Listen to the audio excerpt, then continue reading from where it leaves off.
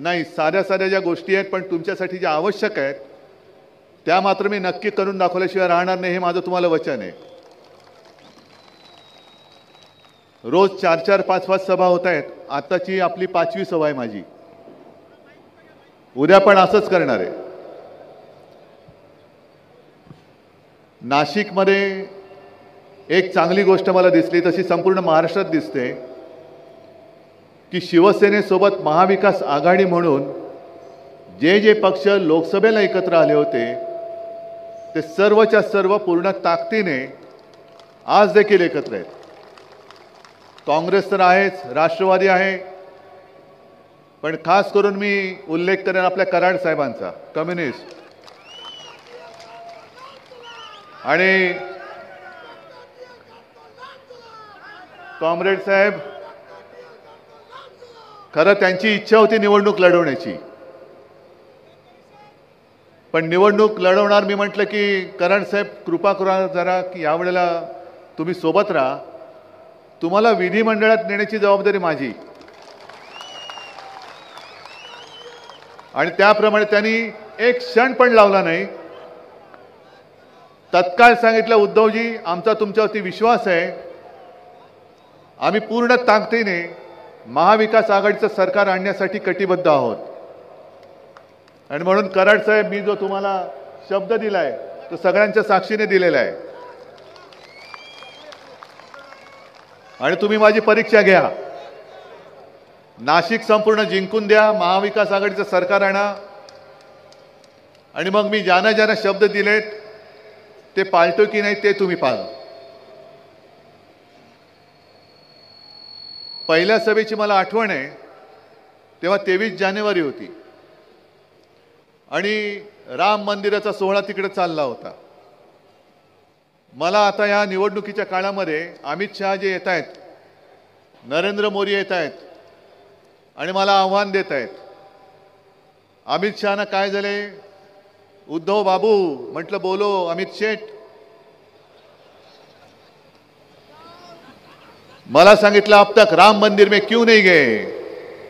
म्हटलं वो राम मंदिर गल रहा है, वो गलने का थांबाओ, वो जब थांबेगा तो मैं जाएगा. तुमची गळकी गॅरंटी, सडकी गॅरंटी, या गॅरंटीला आता महाराष्ट्रामध्ये थारा नाही. आता महाराष्ट्रात मोदी गॅरंटी चालत नाही, महाराष्ट्रात चालते ती शिवसेना प्रमुखांची ठाकरे गॅरंटी चालते.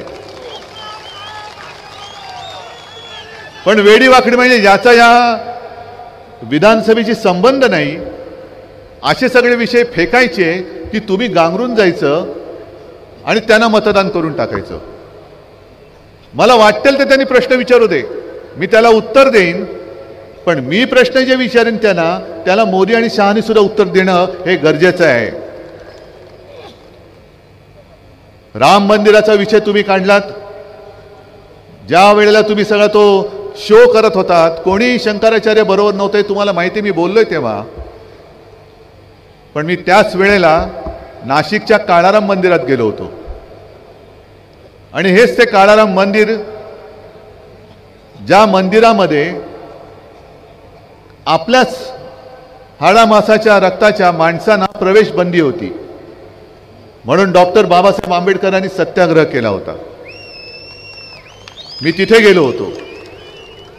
आणि मग तुम्ही राम मंदिराचा विषय काढलाय, काळाराम मंदिराचा विषय मी काढलाय, म्हणून मी इथे मिंद्यांपासून वरती मोदींपर्यंत सगळ्यांना विचारतोय की तुम्हाला जे मध्ये मध्ये प्रेम उतू जातं, मध्येच डॉक्टर बाबासाहेब आंबेडकरांचं प्रेम त्यानं येतं. आता काल हिंदू हृदय सम्राट बाळासाहेबांचं प्रेम आलेलं आहे, पण बाबासाहेबांचं प्रेम मोदीजी तुमचं उतू जात असेल तर मग मी तुम्हाला एक प्रश्न विचारतो, जो तुमच्या मिंद्यांना आणि देवेंद्रना विचारा, की काही दिवसांपूर्वी, 1-2 महिन्यांपूर्वी महाराष्ट्र शासनाने अल्पसंख्याक आयोग जो स्थापन केला,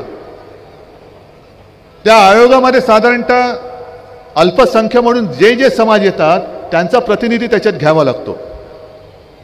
मग सगळे असतील, जैन आहेत, बौद्ध आहेत, ख्रिश्चन असतील, पारसी असतील, मुस्लिम आहेत.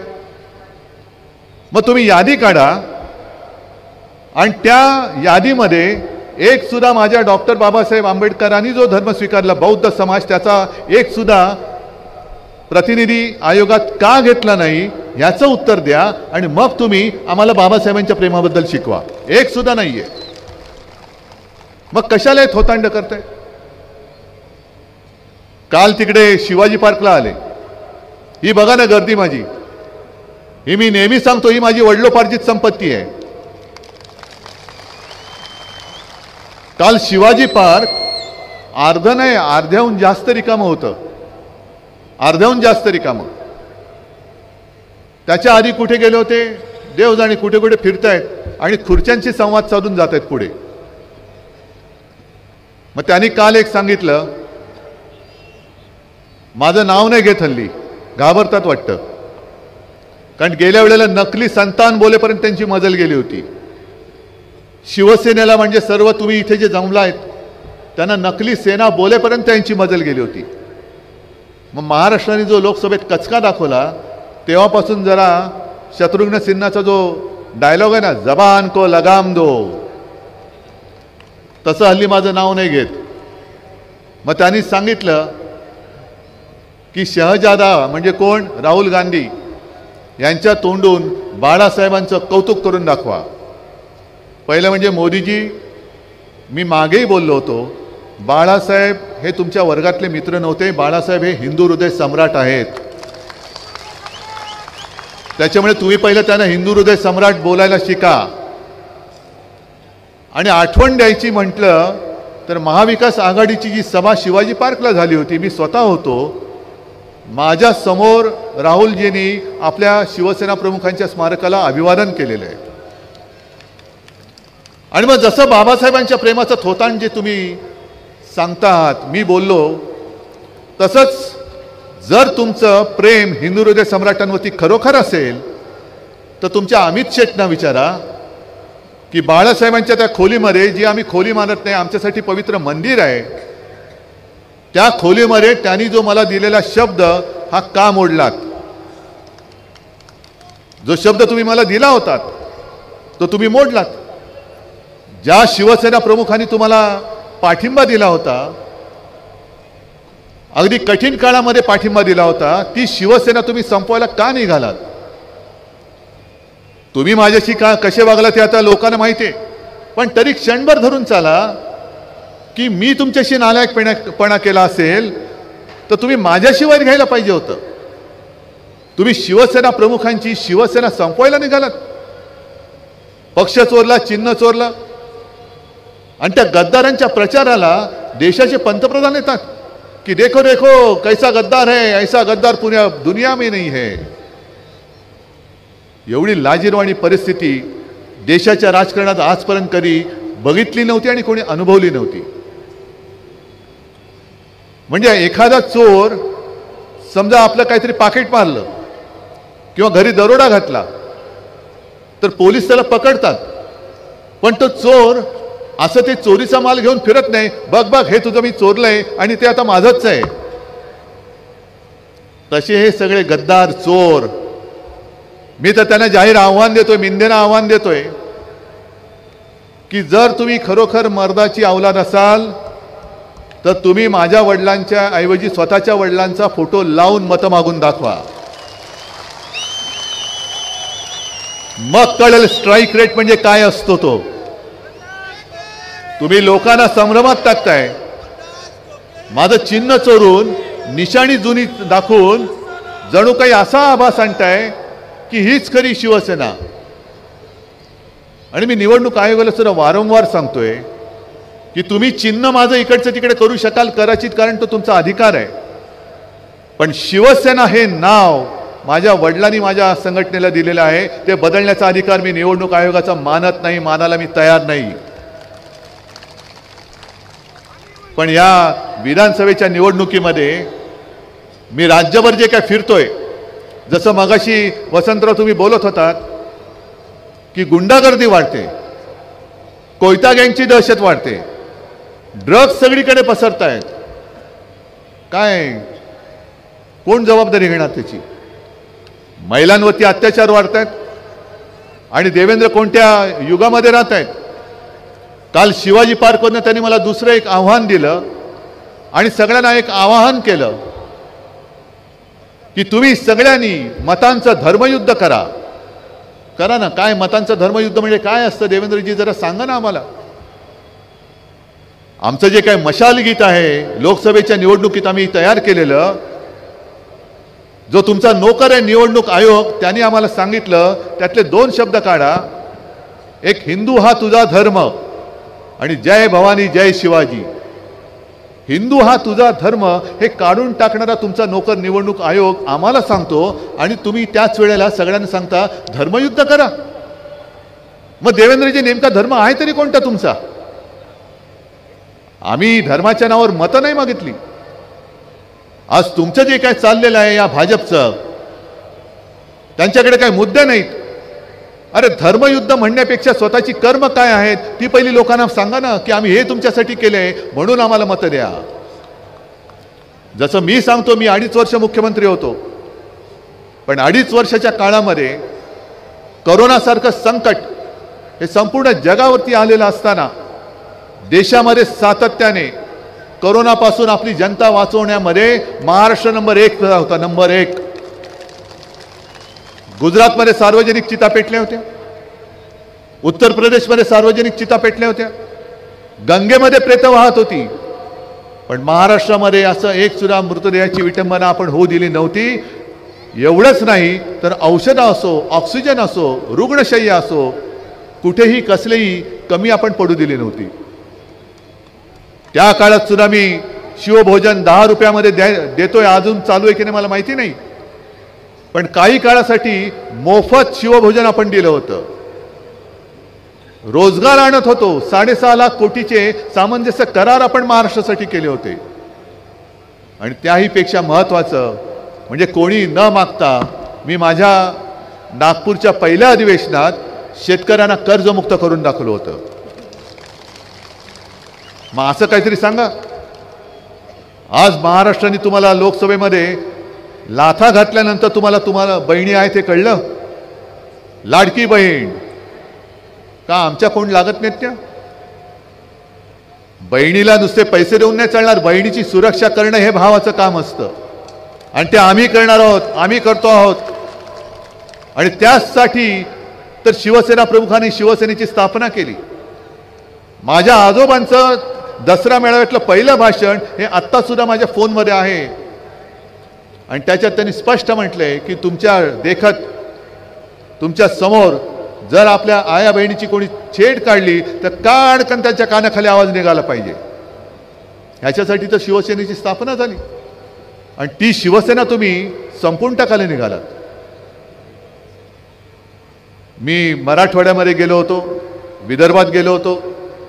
2 प्रोजेक्ट, एक तो नागपूरमध्ये आपण आणत होतो टाटा एअरबस, बोलणी चाललेली होती. मी मुख्यमंत्री होतो तेव्हा, जवळपास सगळं ठरत होतं, सरकार पाडलं आणि प्रोजेक्ट नेला गुजरात, अहमदाबादला. आत्ता 15-20 दिवसापूर्वी आपल्या डोळ्या देखत धूमधाममध्ये त्याचं उद्घाटन केलं मोदीजींनी.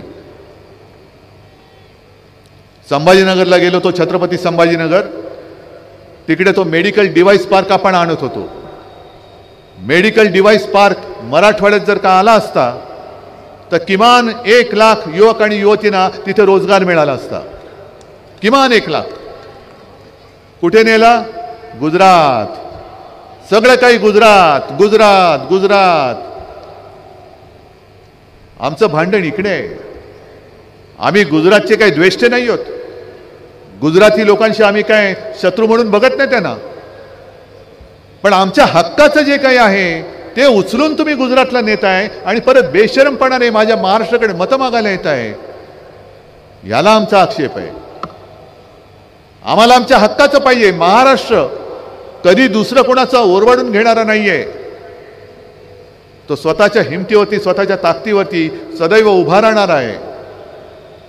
आणि एवढंच नाही तर ज्या ज्या वेळेला देशावरती संकट येतं त्या त्या वेळेला महाराष्ट्र पहिलं छातीचा कोट करून देशाच्या रक्षणासाठी धावून जातो. आज आपण ज्या मैदानात जमलोय ते सुद्धा अनंत कान्हेरे मैदान.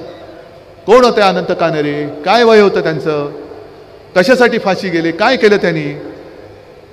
काय माहिती होतं त्यांना की आपण ज्या कारणासाठी फाशी जातोय, ज्या देशासाठी फाशी जातोय, तो देश या अशा नतद्रष्टांच्या हातामध्ये जाणार आहे. तेव्हा त्यांनी हे नाही बघितलं की माझ्या महाराष्ट्रासाठी मी काम करीन, नाही, त्यांनी संपूर्ण देशाचा विचार केला. मग संपूर्ण देशासाठी आपला बलिदान देणारी माणसं, क्रांतिकारक ज्या महाराष्ट्राने जन्माला घातली, त्या महाराष्ट्राबरोबर तुम्ही असा वैभव का करतात? या नाशिकमधनं आजपर्यंत तुम्ही कितीतरी वेळेला भाजपाचे आमदार निवडून दिले. आम्हीच होतो त्यांच्याबरोबर, आपणच होतो त्यांच्याबरोबर. 2019ला आपणच, म्हणजे मी तेव्हाही आलो असेल इकडे युतीचा प्रचार करायला. पण त्याच्यानंतर आत्ताची जी काही परिस्थिती आलेली आहे ही बघितली, आणि त्यांची जी नीती आहे वापरा आणि फेका.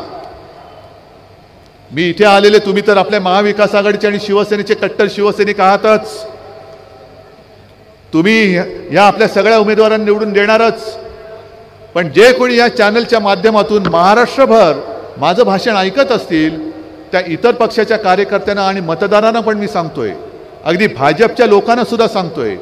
आज बघा ना केवढी गर्दी व्यासपीठावरती उसळली शिवसेनेत प्रवेश करायला.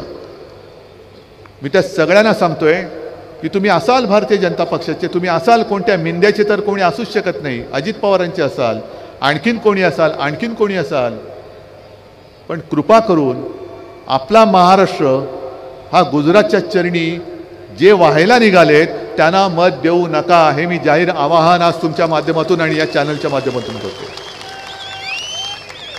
ही एक प्रकारे महाराष्ट्राची गद्दारी होईल. जे महाराष्ट्र खतम करायला निघालेत, महाराष्ट्र लुटतायत, त्या महाराष्ट्रद्रोह्यांच्या हातामध्ये किंवा महाराष्ट्रद्रोह्यांना मत देणं म्हणजे ही आपल्या महाराष्ट्राशी केलेली गद्दारी ठरेल. मी माझ्यासाठी लढत नाहीये. अनेक जण विचारतात मला की उद्धवजी तुमच्या अस्तित्वाची लढाई आहे का? म्हटलं माझं अस्तित्व हे ठरवणार आहेत, मोदी शहा नाही.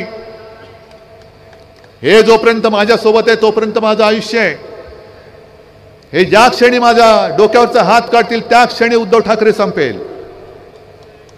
पण जोपर्यंत माझ्या अंगामध्ये श्वास आहे, प्राण आहे, तोपर्यंत मी माझा महाराष्ट्र लुटायला देणार नाही. महाराष्ट्राचा घात जो करेल त्याला प्रतिकार करणार म्हणजे करणारच. संपूर्ण महाराष्ट्र आज त्रासलेला आहे, ग्रासलेला आहे अनेक ठिकाणी. म्हणजे मी गेल्या वेळेला पण आलो होतो, लोकसभेची निवडणूक झाली, मोदींची सभा झाली होती.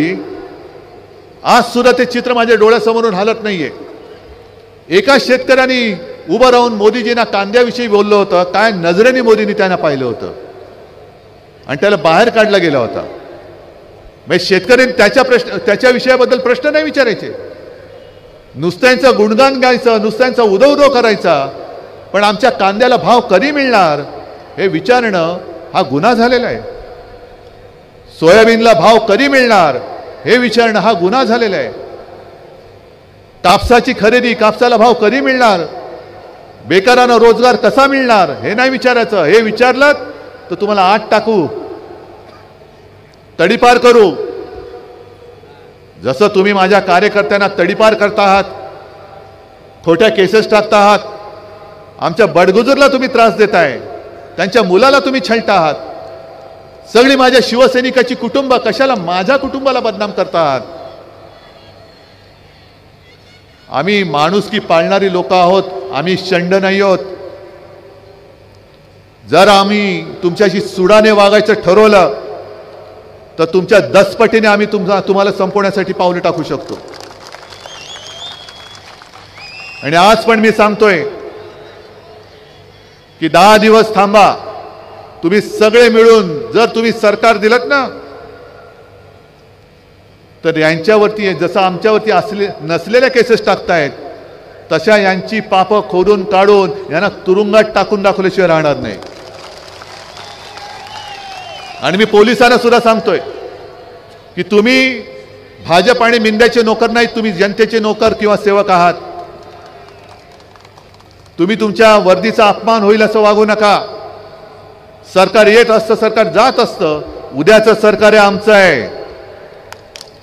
उद्याचं सरकार आहे आमचं आहे.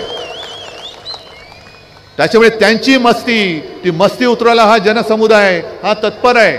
तो उतरवेल त्यांची मस्ती. पण नंतर तुम्हाला आमच्या सरकारमध्ये काम करावं लागणार आहे.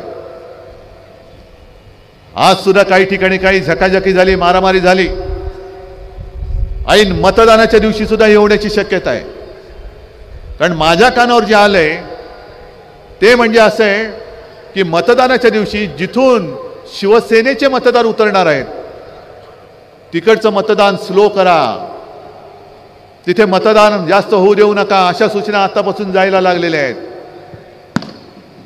पण याद राखा, असं जर का आडकाठी करण्याचा प्रयत्न केला मग निवडणूक राहील बाजूला. आणि भाजपला मी आव्हान देतोय, हिम्मत असेल तर पोलीस बाजूला ठेवा आणि समोरासमोर येऊन लढा. आमची दोन्हीची तयारी आहे. निवडणूक लढायचे, निपक्षपातीपणाने लढा. तुमचा ईव्हीएमचा घोटाळा त्याच्यात करू नका, आमच्या मतदारांना अडवू नका. आणि मग निपक्षपातीपणाने निवडणूक झाल्यानंतर जो जनता कौल देईल तो आम्हाला मान्य आहे. जर जनतेने आम्हाला सांगितलं घरी बसा, आम्ही घरी बसायला तयार आहोत. आणि तुम्हाला सांगितलं घरी बसा, तुम्हाला घरी बसावं लागेल. आणि मैदानात लढायचं असेल तर शिवसेना प्रमुखांचे शिवसैनिक हे आज सुद्धा तयार आहेत. पण तुम्ही तुमचं मग ED, income tax, CBI, police हे मध्ये आणू नका. त्यांना कॉमेंट्रेटर म्हणून तिकडे बाहेर ठेवा आणि करा या मैदानामध्ये. बघतो तुम्हाला. आमच्या लोकांना धाक दाखवताय, आमच्या लोकांना पैसे देऊन फोडताय. पण जे जे गद्दार म्हणून तिकडे गेलेले आहेत त्या गद्दारांना सांगतोय, अरे गद्दारांनो तुम्ही गेलात, आमच्यावरती उपकार केले. कारण आता अनेक नवीन तरुण हे तुमची जागा घेऊन तयार झालेले आहेत लढाईला. आणि मी बऱ्याच वेळेला जे बोलतो की झाडावरची जुनी सडलेली पानं ही झडलीच पाहिजेत. ती झडल्यानंतर पुन्हा नवीन कोंब उगवतात. तसं आज माझ्या शिवसेनेला ठिकठिकाणी कानाकोपऱ्यात नवीन कोंब उगवलेले आहेत. जुनी पानं सडून गेलेत, जी सडलेत ती झडून गेलेत. आणि झडलेली पानं ही जर का आम्ही पुन्हा चिकटवत बसलो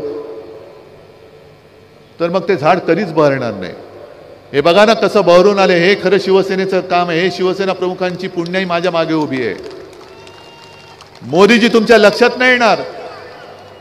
काल ते जे बोलले की शिवसेनेचा रिमोट कंट्रोल काँग्रेसच्या हातात दिलेला आहे. अहो तुम्हाला तो रिमोट कंट्रोल हातात घ्यायचा होता. आणि 25-30 वर्ष आम्ही तुमच्या सोबत होतो. आमचा रिमोट कंट्रोल तुमच्या हातात नाही गेला तर मी काय तो काँग्रेसच्या हातामध्ये द्यायला काय वेडा आहे की काय?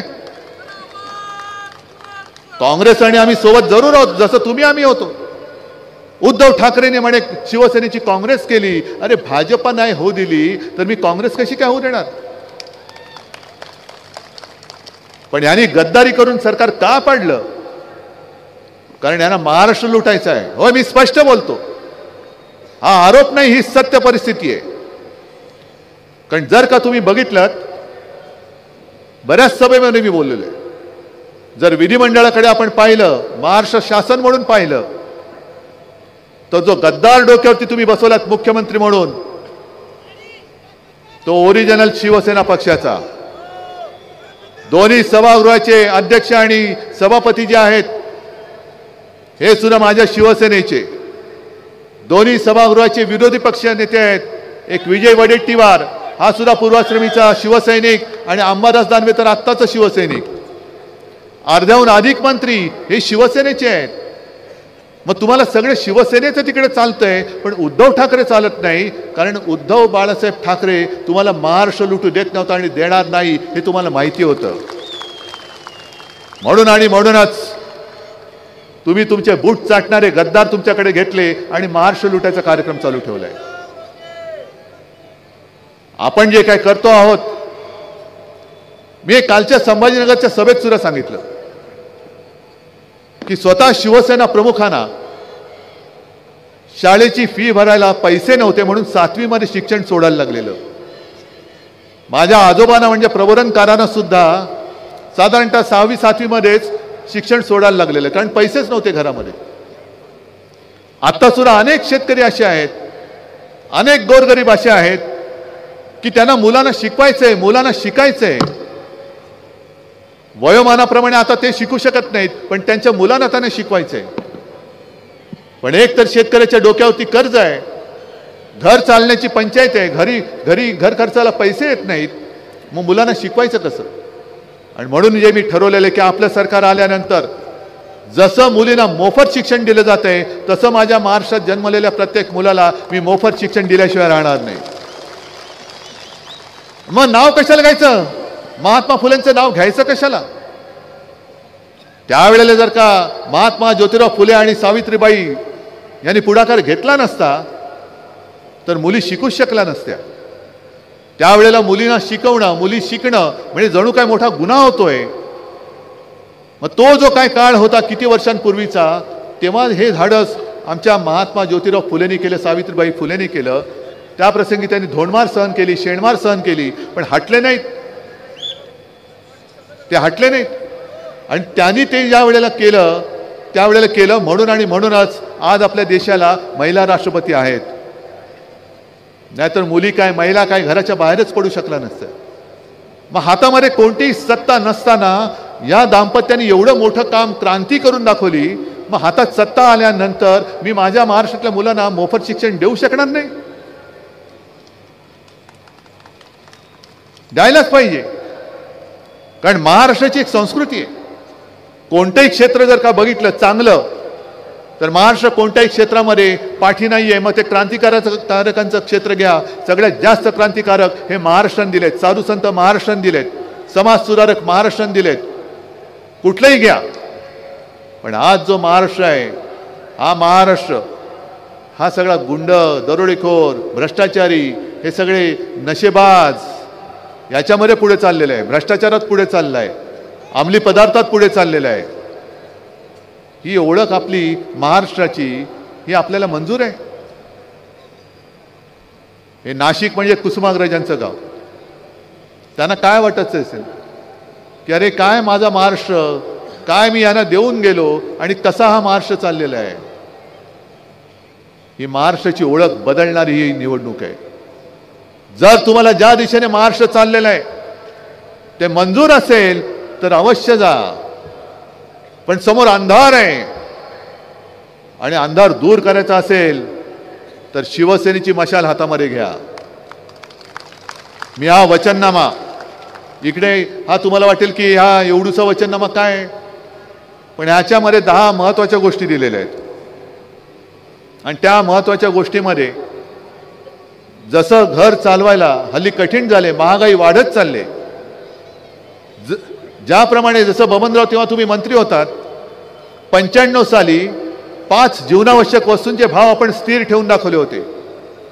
आपलं सरकार आल्यानंतर पुन्हा 5 जीवनावश्यक वस्तूंचे भाव शेतकऱ्याचं नुकसान होऊ न देता मी स्थिर ठेवून दाखवल्याशिवाय राहणार नाही. माझ्या माता भगिनींना 3000 रुपये तर देणारच आहोत, पण त्याचबरोबर त्यांना सुरक्षा सुद्धा देणार आहोत. अशा अंगणवाडी सेविकांचं मानधन वाढवणार आहोत. सरकारी कर्मचाऱ्यांना जुनी पेन्शन योजना लागू करणार आहोत. 25 लाखापर्यंत कॅशलेस मेडिकल सेवा आपण उपलब्ध करून देणार आहोत. अशा अनेक गोष्टी आपल्याला करायच्या आहेत. तुमचा विश्वास कोणावर आहे? कारण सगळेच बोलतात मी हे करणार, मी ते करणार. तुमचा विश्वास कोणावर आहे? मोदी गॅरंटीवरती आहे का उद्धव बाळासाहेब ठाकरे गॅरंटीवरती आहे? मी या वचननाम्याचं जे कव्हर केलेलं आहे, स्वावलंबी महाराष्ट्र, सर्वोत्तम महाराष्ट्र, माझा महाराष्ट्र हा परावलंबी मी होऊ देणार नाही. गुजरातच्या चरणी तो झुकू देणार नाही. मोदी शहांच्या हातामध्ये तर मी जाऊच देणार नाही. माझा महाराष्ट्र हा स्वावलंबी आणि सर्वोत्तम महाराष्ट्र असेल. आणि म्हणून मी माझ्या वचननाम्याचं शीर्षक ठेवलंय, ते तुम्हाला पटते की नाही ते बघा. कुटुंब प्रमुखाचा वचननामा मंजूर आहे? कारण तुम्ही जे मला एक आदराचं स्थान दिले, प्रेमाचं स्थान दिले. अरे मुख्यमंत्री होतात आणि जातात, पण हे भाग्य फार थोड्यांच्या नशिबी येतं ज्याला कोणीतरी आपल्या कुटुंबातील एक मानतं. हे भाग्य मला लाभलं, हे आशीर्वाद तुमचे मला लाभले. आणि म्हणून एकच सांगतो की हे जे एक नातं आपलं निर्माण झालेलं आहे, काही जण माझ्यावरती टीका करतात हे आणि यांचं कुटुंब हो आहेच. मी माझ्या कुटुंबाची जबाबदारी घेतलेलीच आहे आणि हे माझं कुटुंब आहे. हेच तर माझं कुटुंब आहे. जसं कोरोनाच्या काळामध्ये माझे कुटुंब माझी जबाबदारी म्हणून मी पुढे आलो होतो आणि तुम्ही सगळं माझं ऐकत होतात, मग हेच तर माझं कुटुंब आहे. मी कोरोनाच्या काळात सुद्धा जबाबदारी घेतली होती, आज पण घेतले आणि उद्या पण घेणार आहे. पण कुटुंबाचं म्हटल्यानंतर जे मी तेव्हा तुम्हाला सांगत होतो कोरोनाच्या काळात ते सगळं तुम्ही ऐकलं. त्याच नात्याने मी आज तुम्हाला सांगतोय, तमाम जनतेला सांगतोय की तुम्ही कोणत्याही पक्षाचे असाल, पण जो महाराष्ट्राचा घात करायला निघालाय, जो आपला महाराष्ट्राचा गुजरात करायला निघालेला आहे, अशा कोणत्याही उमेदवाराला मत तुमचं मिळता कामा नये, मत जाता कामा नये. प्रत्येक मत हे तुमच्या भविष्यासाठी आणि आपल्या महाराष्ट्रासाठी त्या 20 तारखेला पडलं पाहिजे. मंजूर आहे? सगळे जरा हात वर करून सांगताय. मग एवढे हात जर का एकत्र आले तर कोणाची हिंमत आहे महाराष्ट्र लुटायची? बस मग या हाताने येत्या 20 तारखेला हे पवित्र काम तुम्हाला करावंच लागेल. आणि आपली निशाणी काय? मशाल. जिथे जिथे मशाल असेल तिथे मशाल, हाताचा पंजा असेल तिकडे हाताचा पंजा, आणि जिथे तुतारी असेल तिकडे तुतारी. धन्यवाद.